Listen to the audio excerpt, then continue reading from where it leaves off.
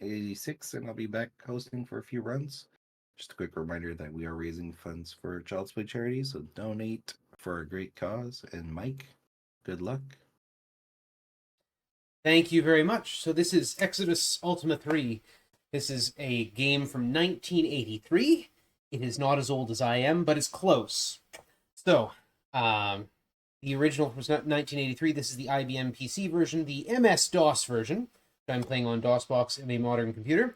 Are there any particular names we would like? Because first we have to organize a party.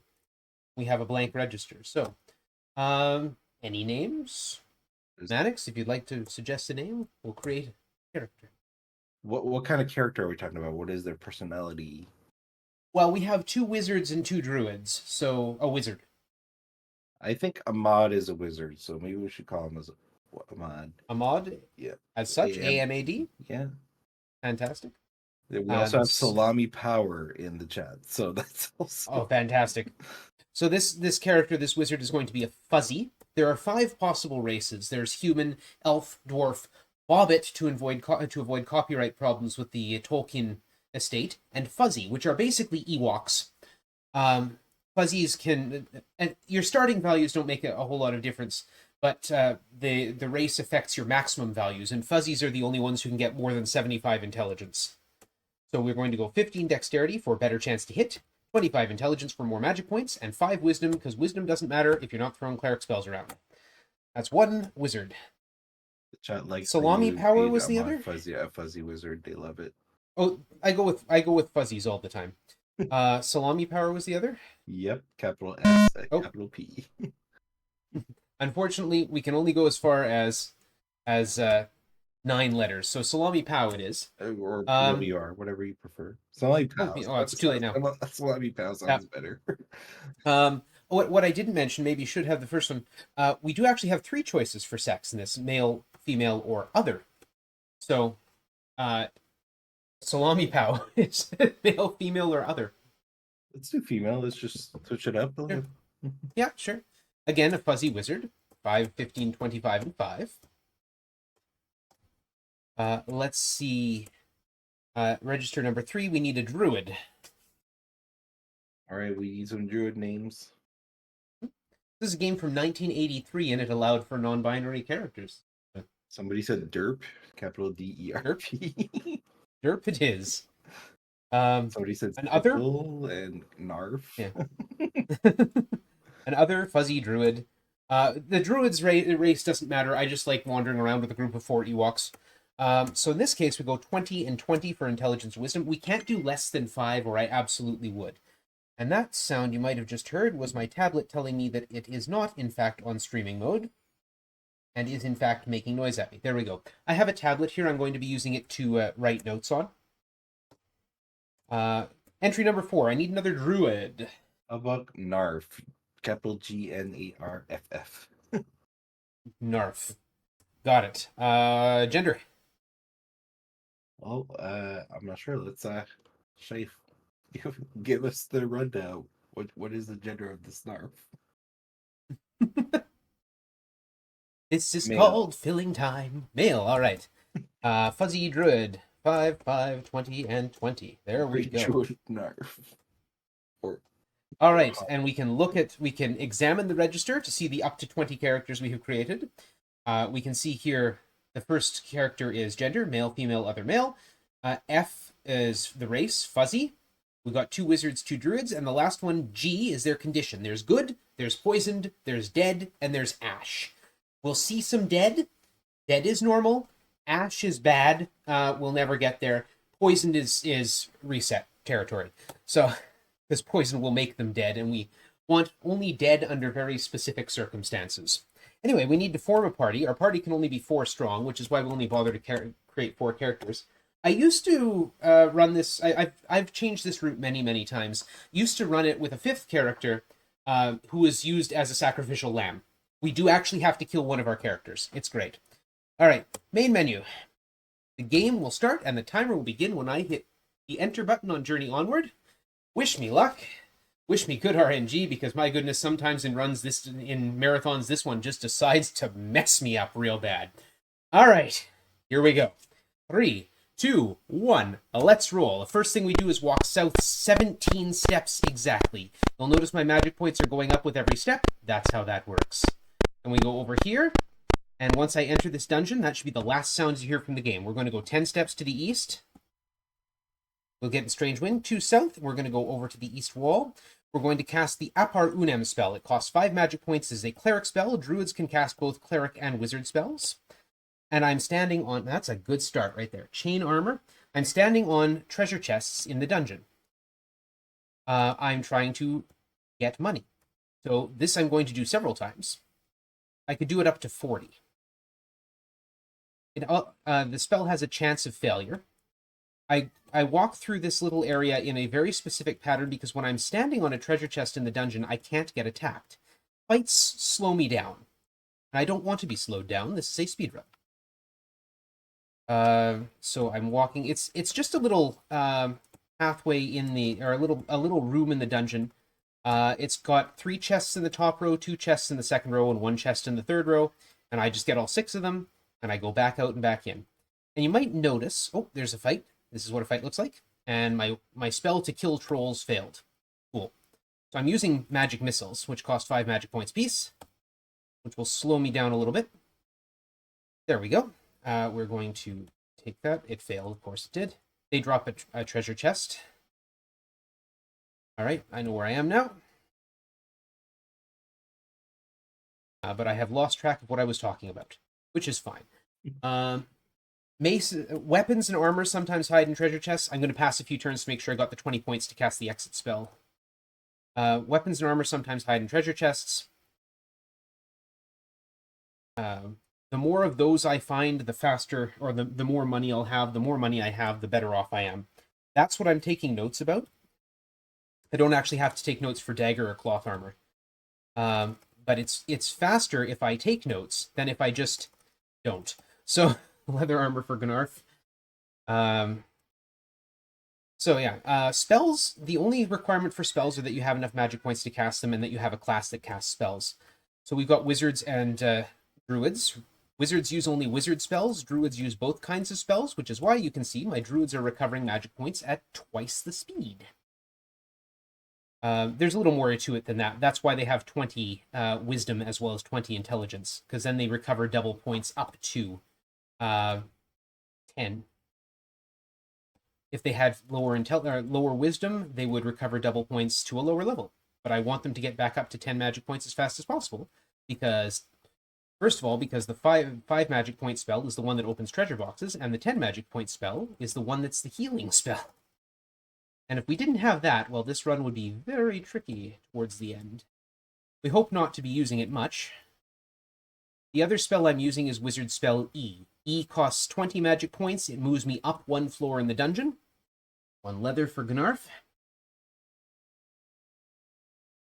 And by moving up 1 floor in the dungeon from the first floor, I just leave the dungeon. Zombies. I'm going to have to pass here. There's a cleric spell called Pontori. It failed, of course it did. My magic points are too low to cast a magic missile. If the Pontori spell had worked, it would have attempted to destroy each of those zombies. These are not a difficult fight, but I still might end up loading from it. Because it may not be a difficult fight, but I'm also not particularly strong. Everything in this game happens in orthogonals, right? I have to go in a straight line. I'm going to wait here for my magic points to come back. We're going to pass off. You start with a dagger and cloth armor. Nope, I can't hand off my hands.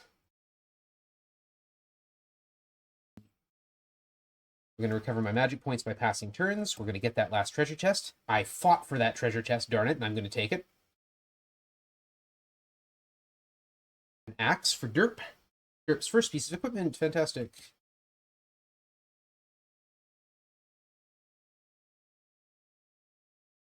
It's not great. An axe provides some money. Oh, more zombies. All right. There we go. That's what Pontori is supposed to do. Just wipe them out, straight up. The wizard equivalent is Ripond. It does that to orcs and trolls and goblins.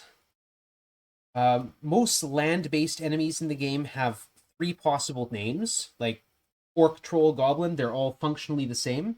They share a sprite. They share a stat base. Everything about them is the same except the name. Same thing with zombies, skeletons, and ghouls.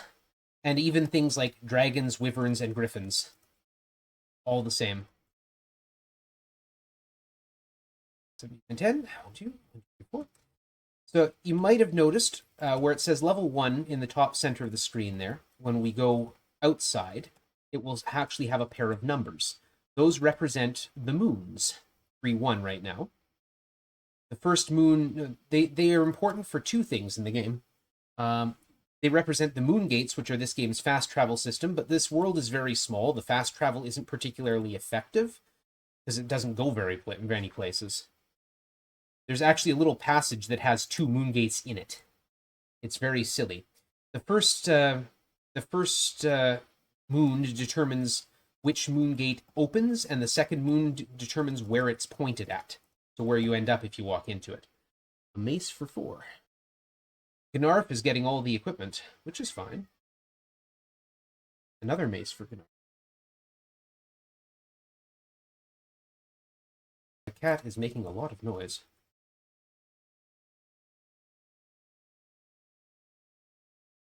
There we go. And out we go. I can keep going. Every 4 steps I take on the overworld, the moons will change. So I can keep going until the moons... Oh, for Pete's sake. There's how Ripond is supposed to work. They just go away. I can keep going until I reach the moons at 5-0. So the moons change every 4. The second moon changes every 4 steps. And the first moon changes every 12. 5-0 is where I'm going. Yeah. That's okay. I'm not going to get that far. I don't have to go all that way. Because the other thing that happens is when both moons are new, when they're both 0-0, when it's 0-0, the town of Dawn appears. And Dawn is where we're going to spend a bunch of money and sell a bunch of stuff. Walk the right place. There we go. Other interesting things to note, and this will be important later, every time I change maps,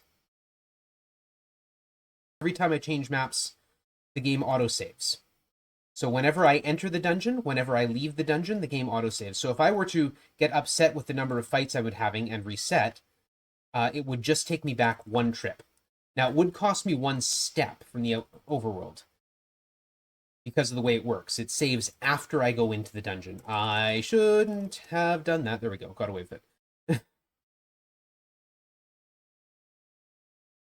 So it saves after I make the step. So if I keep leaving and coming back in, or keep going back into the dungeon and reloading, I will lose all those steps, and eventually I will miss my window for getting to Dawn.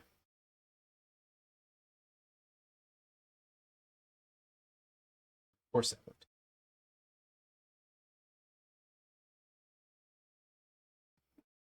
833, got lots of time.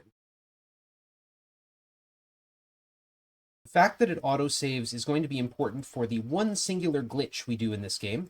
It's a big glitch, though. It is the glitch where we create a boat out of thin air. And it's important because we need a boat, but if we were to wait around for pirates to appear, I have literally tried to do that, and it will take, it can take hours. When I was first learning the speedrun, I waited for pirates to appear once, took half an hour. I don't want to do that, because, you know, your time is precious and valuable, and so is mine.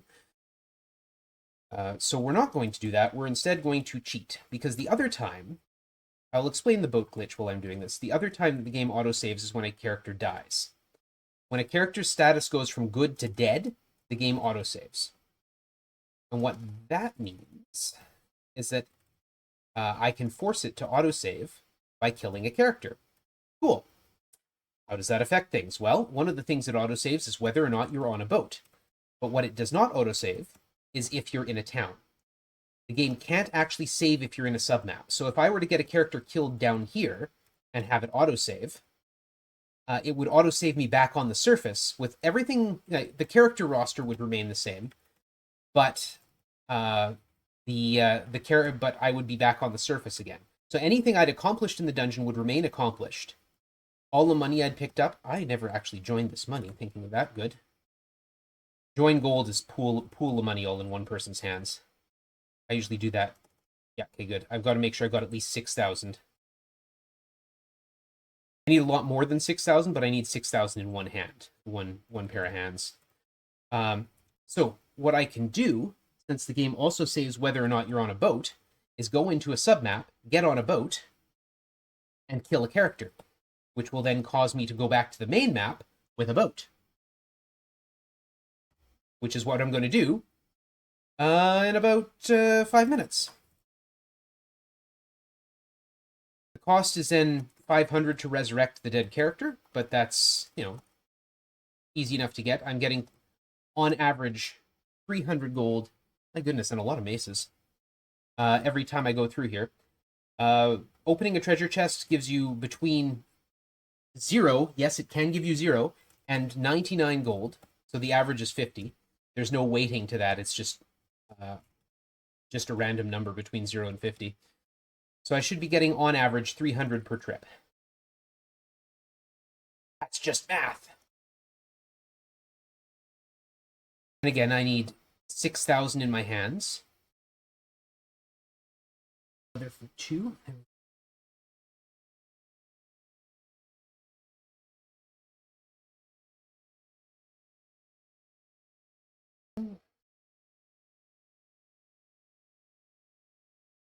Now this grind has taken a little longer than normal because I've been attacked several times.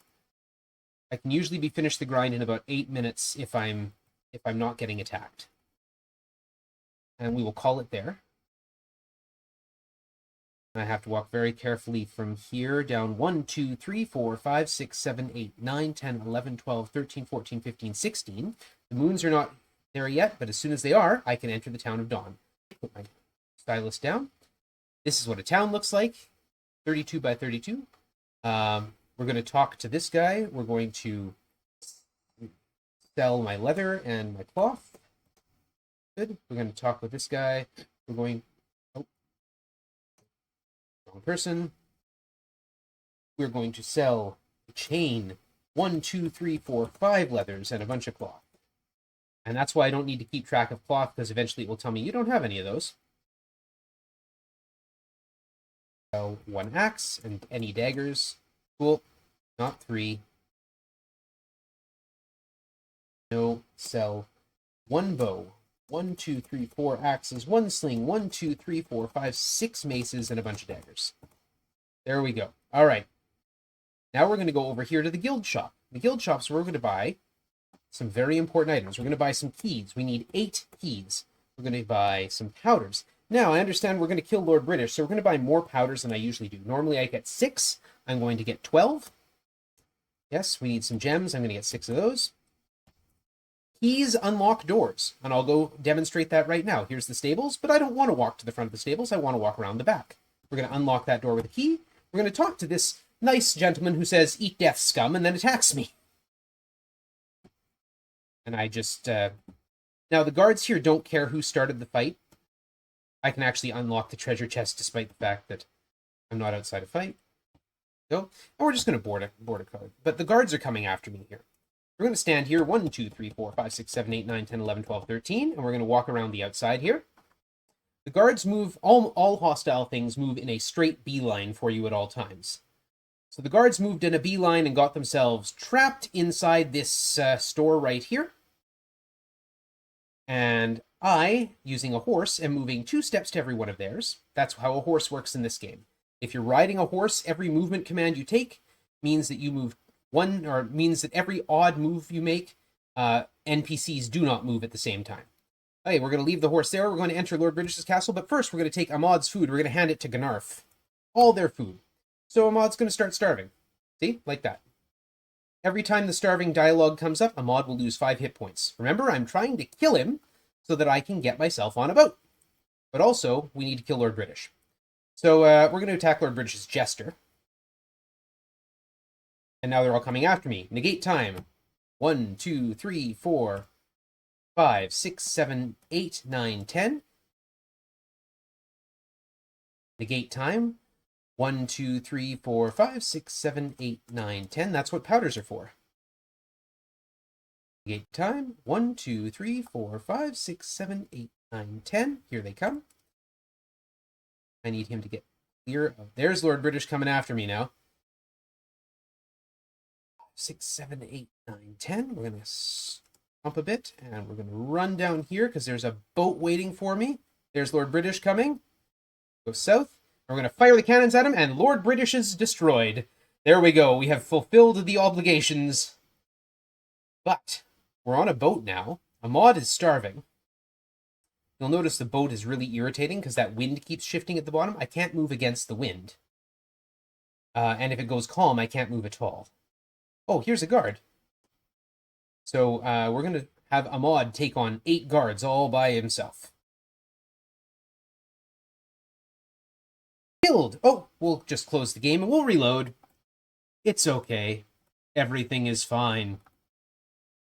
Pardon the noise. Journey onward. And we're on a boat now. And that is the boat glitch. We're also going to heal the corpse of Ahmad. Because that way when I resurrect him, he won't have 0 hit points.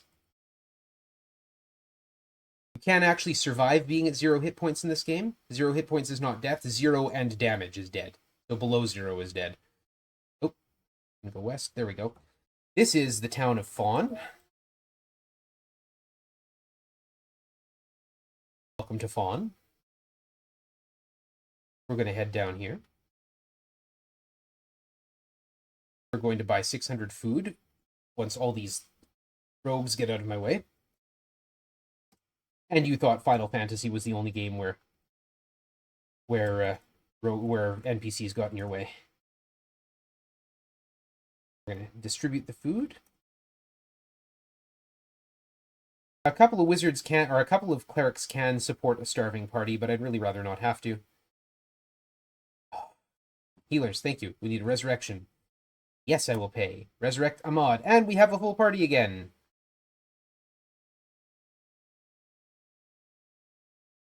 All right. We're a little behind my usual splits, but that's fine. Like I said, I got attacked a lot. I would have reset, but now we need to dig here. Not get. Other 2, dig. Other 3, dig. 4, dig. This game has an other command, which allows you to type in any command you like. So we dig to get exotics. Those are exotic weapons. They will be necessary, but also they're the best weapons in the game and anyone can use them, so why not get them? We're going to wear exotic armor for everyone. And ready those exotic weapons. We are going to peer at a gem, and we're going to look for a little dot in the ocean. I don't see it, which means it's probably up against the shore. I think it's right here. I think that's the one I'm looking for. All right, let's go over there. It's going to move. It moves in real time, much like the winds change in real time. It's irritating. Let's peer at the gem. There's me. I don't see... Ah, there. There it is. If that's the thing I'm hoping it is, it should be a whirlpool. There it is. By opening the stats, I freeze it in place. Ah! Sneaky.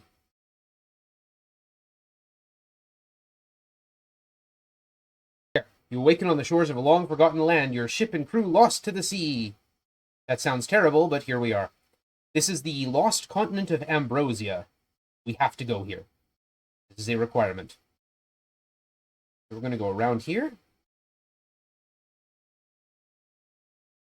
Going to stop here. We're going to negate time. 1, 2, 3, 4, 5, 6, 7, 8, 9, 10. We're going to take 2 steps and do it again. And we're going to come down here. This is a shrine. We're going to search it. We find a card with strange marks. We're going to search it with everyone as a matter of safety, because we can't pass those on from person to person. 1, 2, 3, 4, 5, 6, 7, 8, 9. Those are evil horses. We can't use them. 2, 3, 4, 5, 6, and we're clear. Enemies always move in a straight line towards you, so if you get walls between you and them, you're generally all right. Unfortunately, that trick for negating time doesn't work in the final dungeon, or it would make this game a whole lot easier, especially in speedrun form. But no, negating time does not work in Castle Fire. This is Ambrosia. Yeah. Walk down here. We should move the boat. Thank you. And here's Pirates. I am the very model of a modern major general life, information, vegetable, animal, and mineral. Not those pirates. Okay. Let's see. Boom. Come on. There we go. A very hearty pirate, that one. We're going to sail across this little lake. And we're going to head over here. We're going to unlock this door. And this is the shrine of... Oh, not unlock. We're going to search. There we go. This is the shrine of intelligence. The first one we went to is the shrine of strength. This is intelligence, which means we're going to enter it with Salami Pow and offer up 60 gold, or 6,000 gold, which is why I needed at least 6,000. And we got 39.66 to offer up, so 39 there. Every one of those 100, every 100 increases my intelligence by a single point. You'll notice their magic points are now going up past their previous limit of 25 rather. Towards 85 in Salami Pow's case. And whatever 25 and 39 is, be 65 less 1, so 64. We go through here. I know where to go. It's just past here. It's down here. This is the Shrine of Wisdom, but no one needs wisdom. There we go. Here. So these the tiles with the 3 green balls, those are forests. You can't see through them, but you can walk through them just fine. The gray angry faces there, those tiles, those are hills, or mountains. You can't see through them, you can't move through them. Lord British had figured out how to work visibility into his game, and he really wanted us to know it. And I should be meeting another pirate ship. There we go. Only 3. Fantastic. They can be up to 8. When it's 8, it's annoying because they're hard to kill.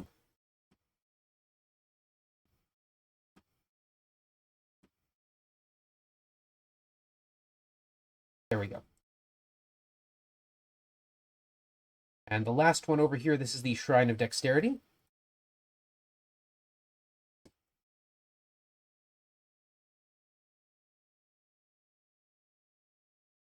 And voila. Unlock that door. Go through here, and the whirlpool will take us back. Now, where the heck am I? I'm in the middle of the ocean. I need to go over here. Yep. Yes, this is where I need to go. I need to go to the dungeons now. This is the Dungeon of the Snake. We're going to use the spell D, Door Akron, by the wizards.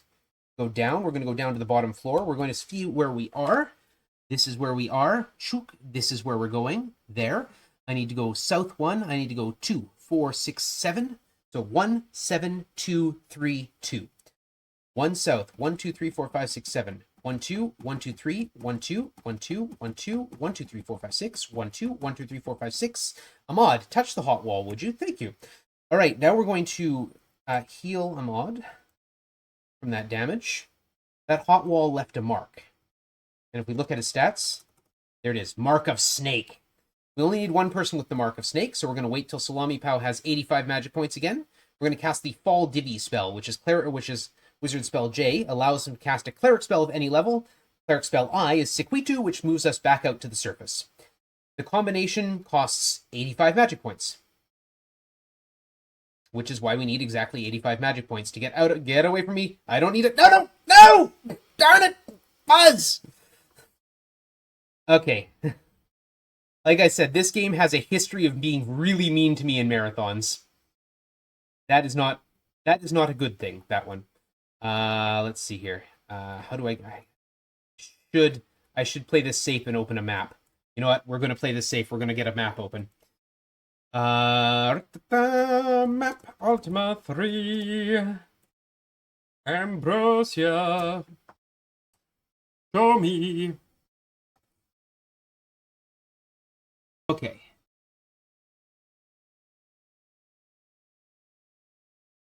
Alrighty, here we go.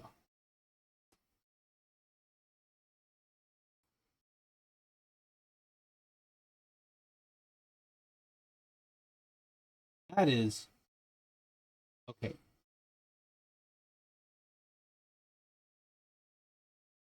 There's some really dangerous stuff down here. Again, the game auto-saved when I entered Ambrosia, even if I didn't go in there intentionally. We're going to negate time. We're going to walk up here. We're going to get attacked by this thing once time starts again. There we go. And if I lose a character down here, the game will auto-save again, and I'm not on a boat. So I will lose my boat.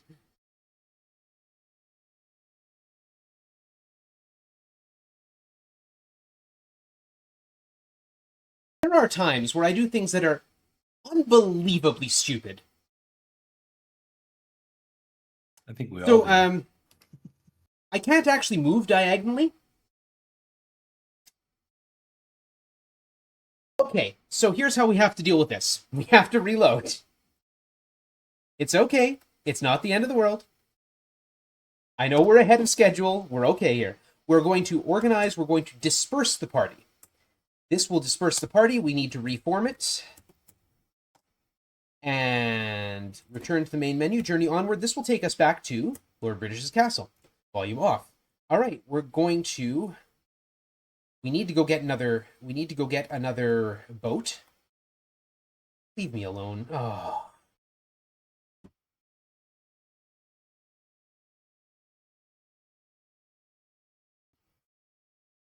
We need to go get another boat, which means we need more keys. Actually, this is probably good because I have to buy more keys.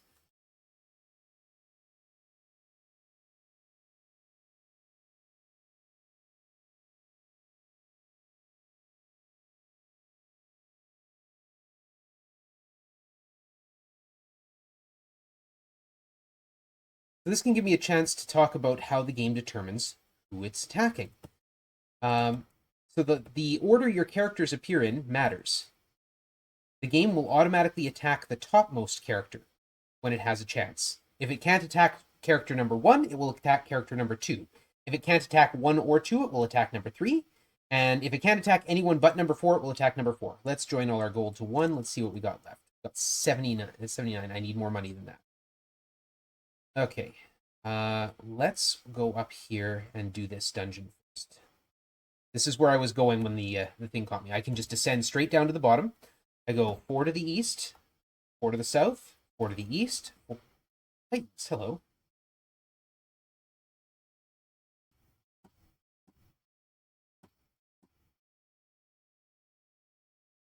And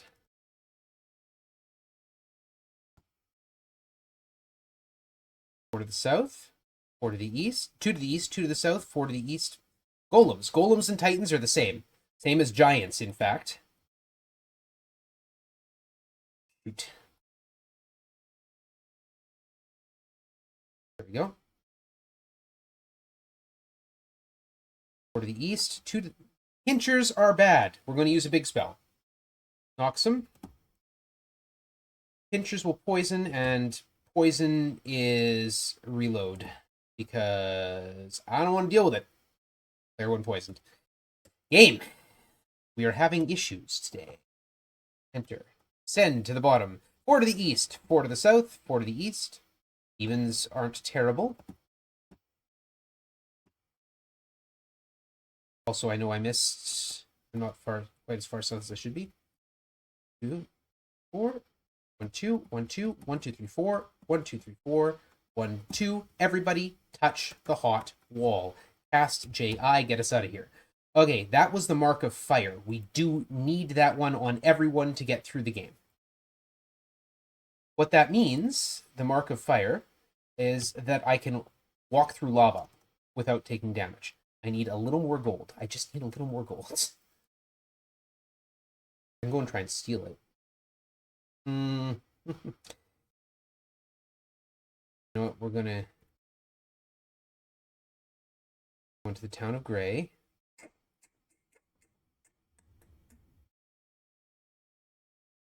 Get away with this. I got powders left. I've got powders left. Okay, yeah. Boom.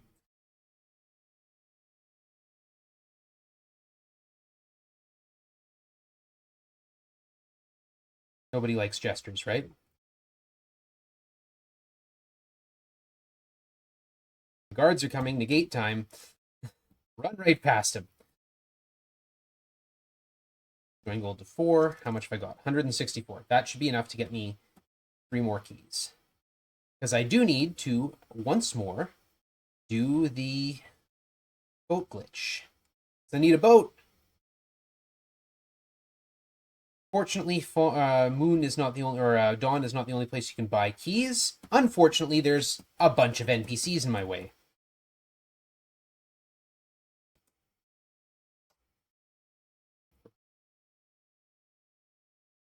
Get out of my way.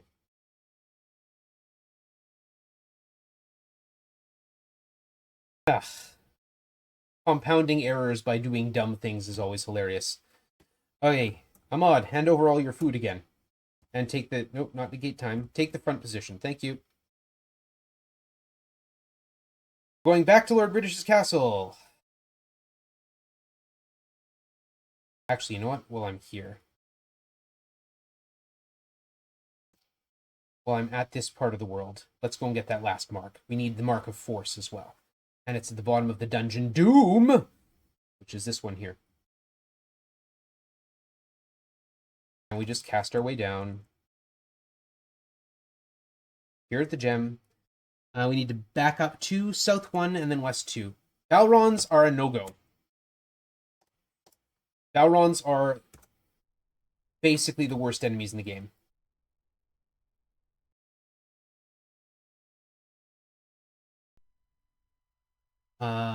North, west of the wall, south and west. North, west of the wall, south, west. Everybody touch the hot wall. And then we wait here.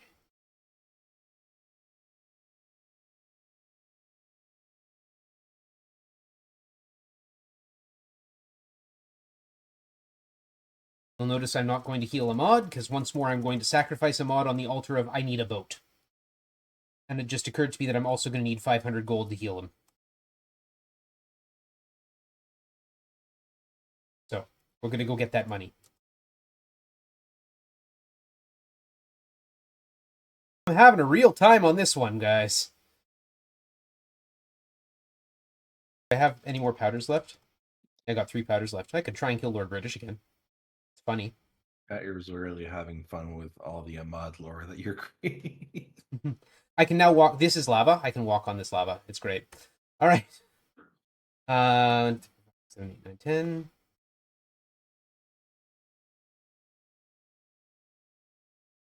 Two, 1, 2, 3, 4. I need 500 gold orcs. We'll use a big spell. Nicorp. Nicorp is my favorite spell. It will be used a lot in the final dungeon. It reduces all targets without fail, cannot miss, reduces all targets to 1 hit point. So all I have to do is land a blow after I've done Nicorp. And guess what? That cheap little 5 magic point magic missile never misses. So...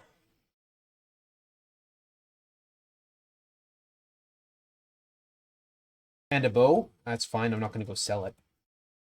Of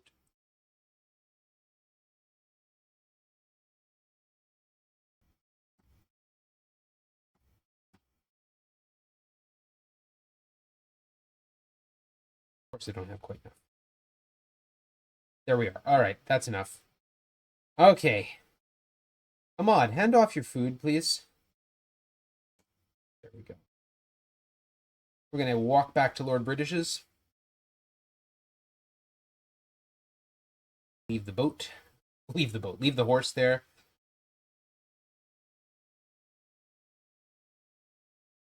No one's leveled up. I'm surprised the amount of fighting I've had to do. Okay, this is how this boat glitch normally goes. This guard will follow you. He's not going to attack. He follows. We'll also, no, not hand, wear skin. Thank you. Ahmad, would you attack those guards naked, please? Just board the frigate, attack the guards. and they will do their best to kill. There we go. And that autosaves, as now you are very familiar with. I just journey onward. And we head back to Fawn to... I don't actually have to go back to Fawn, but it's on the way.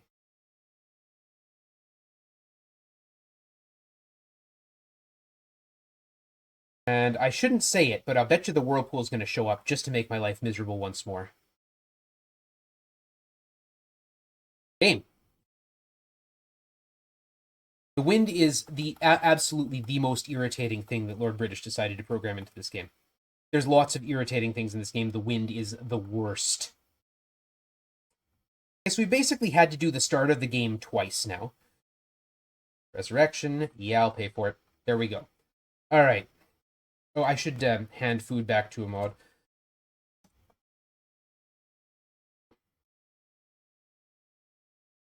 But now a mod has the mark of the snake, so a mod is going to lead us into Exodus's castle. Exodus is the big bad guy. We need those cards in order to deal with Exodus. The castle appeared here, and there's the Great Earth Serpent. We're going to yell the word Evokar. You need the mark of the snake, or that doesn't work. And that's Exodus's castle. But we're not going to go in just yet. We're going to quit and save. We're going to reload. And just like I did before, we're going to disperse the party and rejoin them. Form the party, 2, 1, 2, 4. There we go. Main menu, journey onward. Back here, we get our horse. And now we're going to use the moon gates to go to Castle Fire.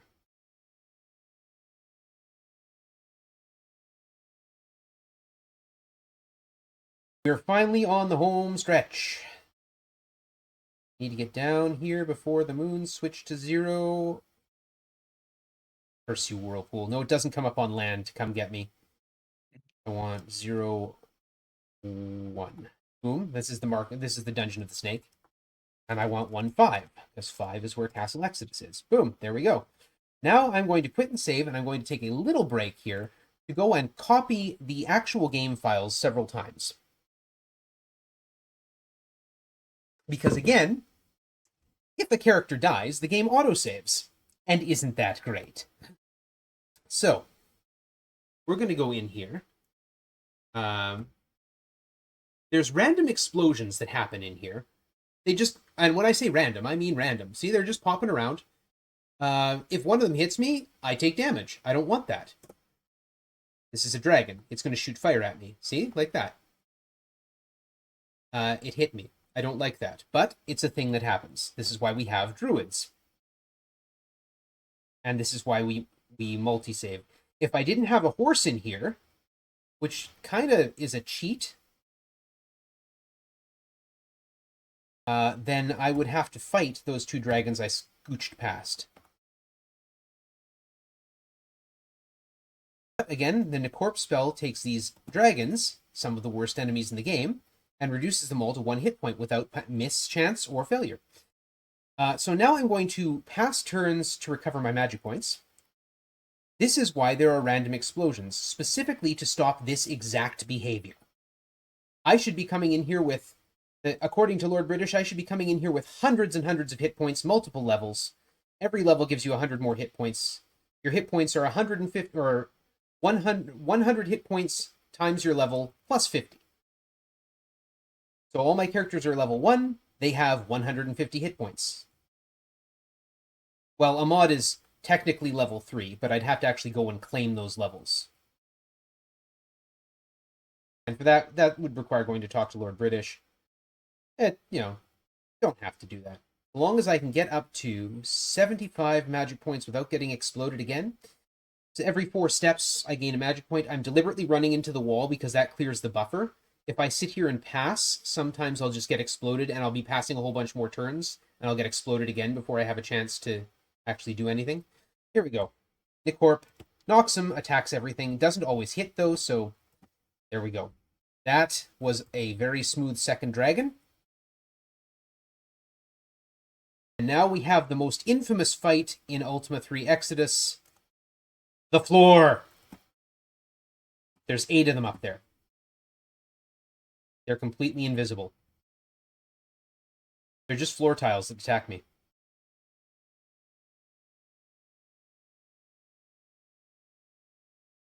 And now I just wait. I put character 1 and 2 to the outside so that I can see when they're getting attacked and get an idea of where things are.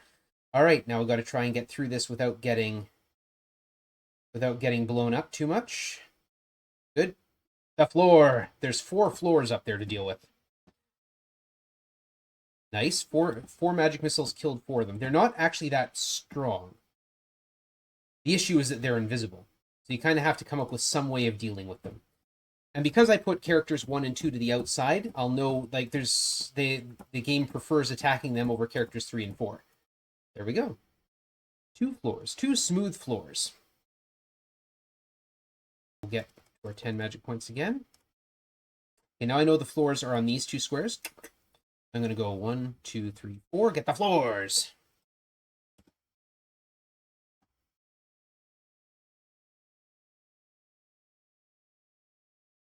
Okay, there's none north of him. Let's step back, attack, attack. Attack. Okay.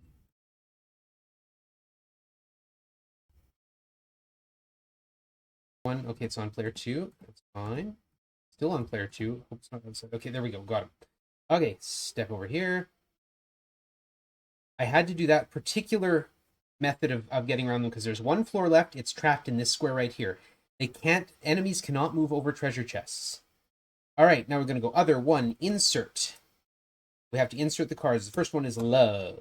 We're going to get attacked here. Other 1, insert. Here, Sol, and here's the fight. The last floor fight.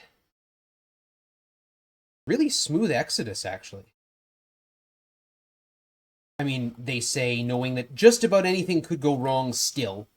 So, maybe they should keep their big mouth shut. Here we go. And then it's just a moment's time as soon as we clear this last floor out of here. There we go. And of course I get exploded right there. Insert. Wounds, and 1 more. The last one. If I insert the wrong one, by the way, it just kills a guy, right? Like that. So you see Salami Power is now dead. Insert. And this is time. 21,000 moves. That's about 3,000 moves more than it normally takes me. Just to give you an idea. So, that's Ultima Exodus. I am currently, and as far as I know, the only runner of this on PC. If this is something that looks fun to you, please let me know. I would love to have other runners. I would love to train some up. It would be a great time. That's my first game for the night. Thank you very much, organMike, for that. It reminded me when I used to play like old Megazerx games where it was like all ASCIIs interacting with each Yeah. other. But I think this one was really cool, and I think you need like a really good storyteller because the graphics don't tell everything in this game. And you did a really good job there, and the chat had a lot of fun. And the whole Ahmad references are gonna live on, I'm sure. Like, chat is still asking if Ahmad is still naked. Actually, I think I forgot to re-equip Ahmad's armor, so you know. Yes. And the thing about thing about Castle Exodus is if you're in Castle Exodus, if you don't have exotic armor, every attack is an automatic hit, and if you don't have an exotic weapon, every attack you make is an automatic miss. So that's why we have to go through the process of getting those. Anyway, the one thing I didn't explain. Do you have any shoutouts you'd like to do as we wrap this up? Nothing in particular. We got you can come look at the Ultima Speedrunners Discord. They're an awesome group of people. I'm also there, and just follow me. I do games like this. I'm planning to do some other stuff. I also play music on stream on a actual real pipe organ, if that's something that is of interest. Yeah, pretty much that. Enjoy the marathon. Give lots of money, and we'll see you later. Yep, and stay tuned. We've got Ori and the Blind Forest coming up as an expert randomizer. Thank you for donating for that. We'll be right back.